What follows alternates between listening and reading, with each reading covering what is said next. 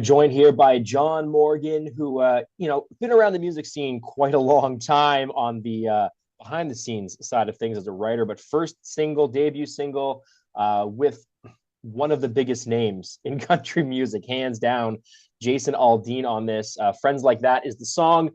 So first off, John, how you doing? Thanks for joining me. I'm good, man. Thanks for having me. So how do you go from, I know obviously in the writer's world probably helps, but how do you get Jason Aldean on your on your debut single? I mean, that's a pretty big pull. Yeah, I texted him a couple months ago, and I'm like, dude, I don't know how many more hits I have to write for you before you jump on one of my songs, but it's about time. So he came through for me. Yeah, so if I read it correctly, you've written or co-written what, 16 songs? Is that just for Jason? Yeah, I've had quite a few on Jason's last couple projects, and had some outside cuts this year with Thomas Rhett and Dustin Lynch. Had one on John Party last year, so it's been fun, man. So how do you, or what makes you decide to go from writing for other people to being like, you know what, I'm gonna record my own stuff now after been doing this very successfully for quite a while. I, you know, been really this has been my career really only about 5 years, as far as like making a living doing it. And I think the first couple years I've really focused on writing for other artists, which was really good for me in a lot of ways. But I also think that during that process of just writing 5 6 days a week, not everyone you write is for somebody else. So over the last couple of years I've been able to, whenever I do write something that feels like something I would say as an artist, I've just kind of been putting them in my back pocket. Um, that's kind of what this whole new album that we're getting ready to come out with. That's what that is, man. Some of these songs are 5 6 years old, so it's been really cool. Has anybody kind of heard bits and pieces of them and tried to get you to hand them over, and you're just you were cautious of that, or are they completely secret? Like, no, you've got them and no one's seen them. No, I'm a pretty I'm just kind of a firm believer in things find their home where they're supposed to be. So I always have the mentality of it's for everyone else first. Somebody really loves the song. For instance, the Thomas Rhett uh, cut I got, it's called "Country for California," and he got my number from somebody, I think, maybe last year, the year before, and just called me up and was like, "Man, I heard this song. Somebody sent this to me, and just really connected with me. It's kind of me and my wife's story, and just kind of went on this thing, and so." When those kind of things happen, I'm like, man, it just wasn't meant for me. So Right. I think just keeping that approach keeps it less stressful. I know that much. Well, yeah, I mean, especially when you got like these A-listers wanting to sing your stuff, it's probably going to be a hit, or at least it's going to get over well. People are going to like it, right?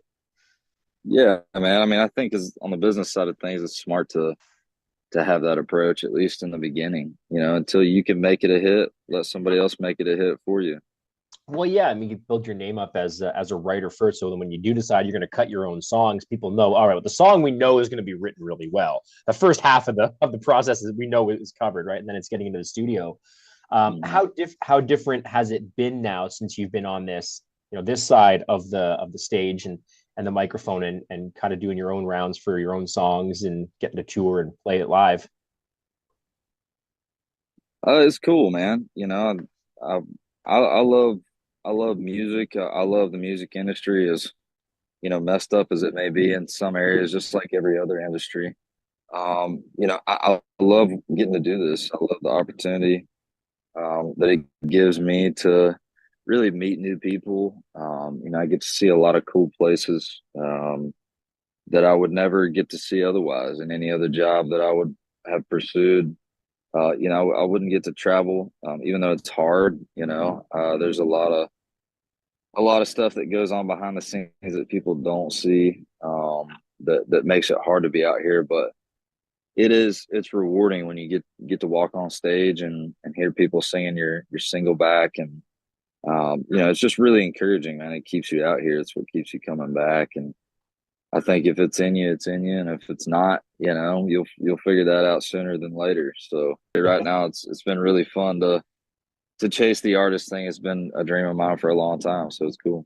Yeah, and I guess people are definitely starting to hear you. I know in the US you're now in the top 30, which is pretty crazy. In Canada, I think the numbers that I saw were like 6 million streams in Canada for this song already. And it's only really just getting released to Canadian radio. Now, obviously it's been on, the streaming services for a little bit, but over 6 million is crazy. That's an incredible number to hit.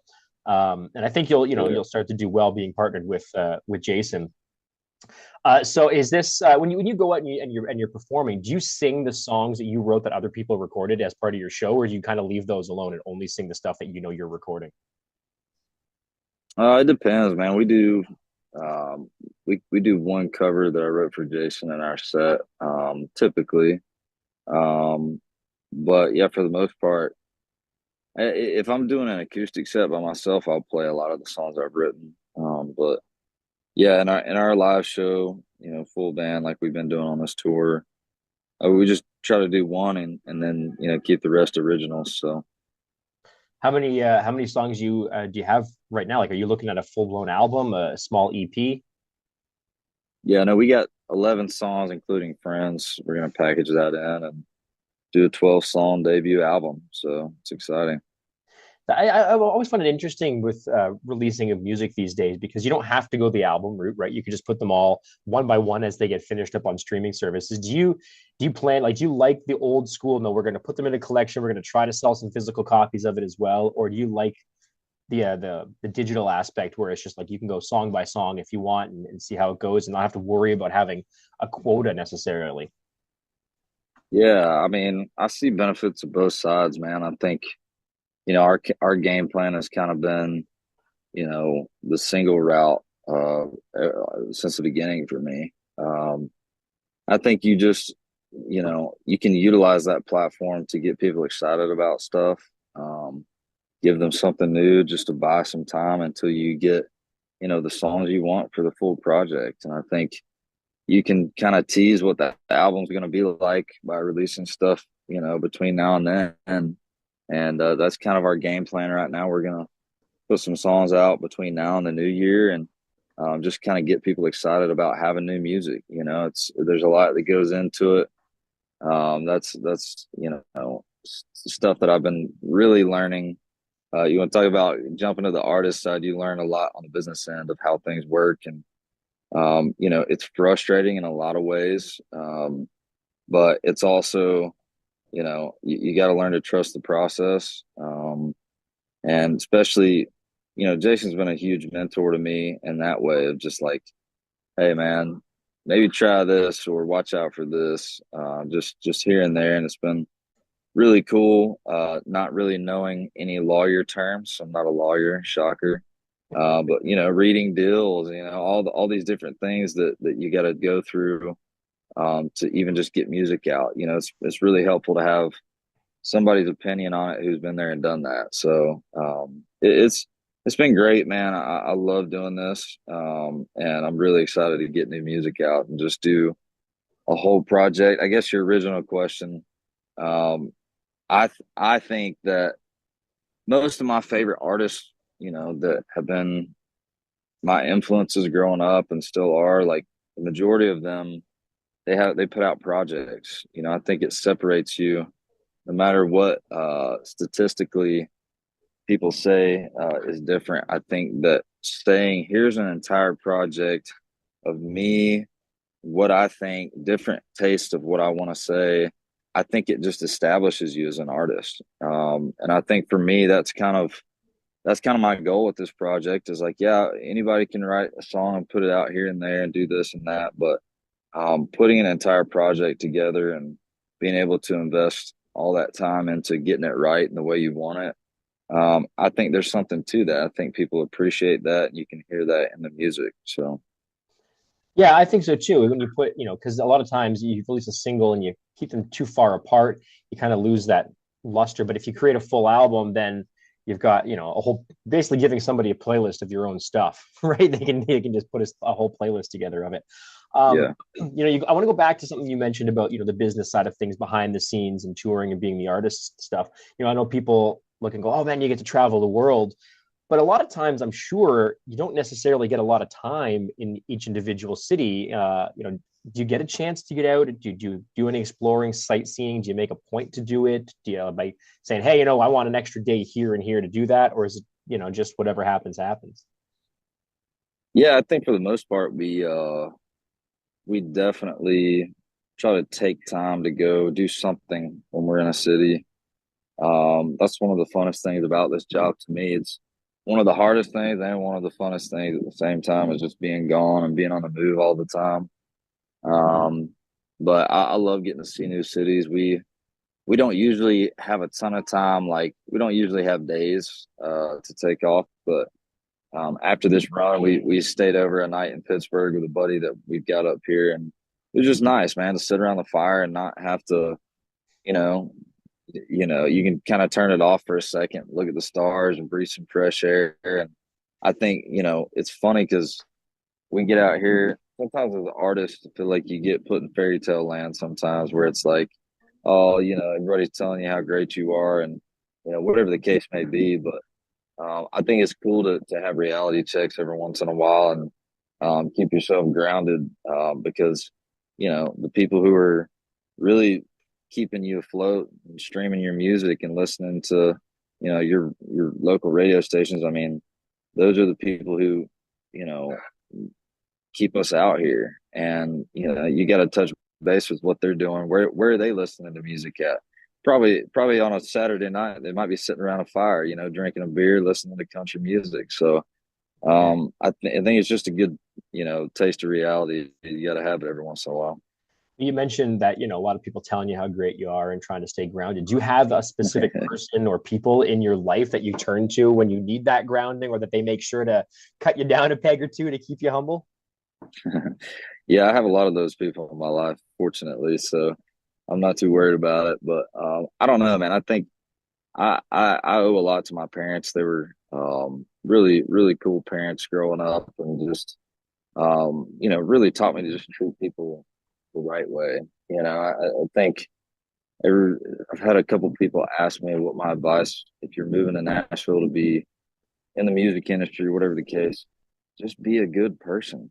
Just be a good hang. Be able to hang out with people you've never met, and then be like, oh, I would hang out with them again, because that goes a long way, man. Because if you do have any kind of talent on the back end, you don't have to promote yourself. People are going to be interested. They're going to say, so what do you do? And then that's your pitch opportunity. So I think just being a good person, you don't have to, blow smoke up people's hind end. You don't have to do all the things that, you probably think you do in a lot of ways. Just be a good person, man. Just be a good hang. People enjoy that. That's, the tale as old as time. I think it's still true now, whatever industry you're in or whatever you're trying to do, man. Just be a good hang and have a good work ethic. So, Yeah. Well, and I think it um, shows through, right? When if you're like that, it's going to come through in the people that want to work with you, and they'll see the name credits beside your work, and they'll go, oh, well, if these people are willing to hang out with this guy and work with this guy, and he's so new, there's obviously something there. It's going to show through, I think, in the music and the lyrics you write, and whatever it is, it's an expression of yourself, right? So if you're a good person, and you're fun to hang out with, and you got the right motives, it's all going to come through. People are going to catch on to that because it's authentic, it's genuine, right? for sure, man. Well, I know you got a couple more interviews here today, so I'll let you go. But the new single, Friends Like That, featuring Jason Aldean, debut from John Morgan here. We're starting to play it here this week on Country 93.1. So we'll get lots of spins for you. Appreciate that, man. All right, take it easy, John, and enjoy your next few interviews. All right, you too, man. Talk to you soon. Bye.